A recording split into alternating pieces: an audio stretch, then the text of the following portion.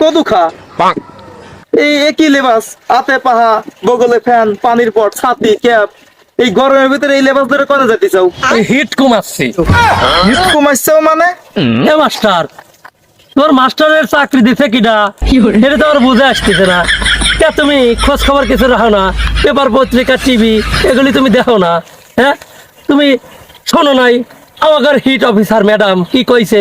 কইছে যে বাসাতে যখন বাইরে বাড়াবেন তখন এটা টুপি, তারপর একটা পানির পট, তারপর একটা আমব্রেলা ছাতা এগুলি নিয়ে বাড়াবির কইছে। সেই জন্য আমি আমব্রেলা ছাতা, পানির পট আর টুপি নিছি, ম্যাডামের কথা রাখছি।